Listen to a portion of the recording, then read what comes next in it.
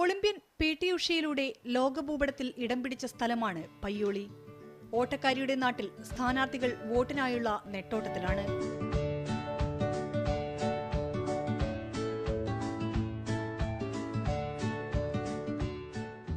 യു.ഡി.എഫിന് മുൻതൂക്കമുള്ളതാണ് പയ്യോളി ഗ്രാമപഞ്ചായത്ത്. ത്രിതല പഞ്ചായത്ത് സംവിധാനം നിലവിൽ വന്നതിനു ശേഷം ഒരു തവണ മാത്രമാണ് പഞ്ചായത്ത് കൈമറിഞ്ഞിട്ടുള്ളൂ. അന്ന് കോൺഗ്രസ് വിട്ട DICയുടെ സഹകരണം LDFിനുണ്ടായിരുന്നു. പ്രഥമ മുനിസിപ്പാലിറ്റി തെരഞ്ഞെടുപ്പിൽ ഇരുമുന്നണികൾക്കും ഏറെ പ്രതീക്ഷയുണ്ട്. ആദ്യ നഗരസഭ ഭരിക്കാൻ പോകുന്നത് വനിതയാണ്. പയ്യോളി ഗ്രാമപഞ്ചായത്തിന്റെ ആദ്യ പ്രസിഡന്റായിരുന്ന അഡ്വക്കേറ്റ് P. കുൽസുവാണ് UDFന്റെ ചെയർപേഴ്സൺ സ്ഥാനാർത്ഥി. ഗ്രാമപഞ്ചായത്തായപ്പോൾ നടത്തിയ വികസനവും പഞ്ചായത്തിന്റെ നേട്ടങ്ങളും ഉയർത്തിക്കാട്ടിയാണ് പ്രചരണം. 36 വാർഡുകൾ ഈ മുനിസിപ്പാലിറ്റിയിലുള്ളത്.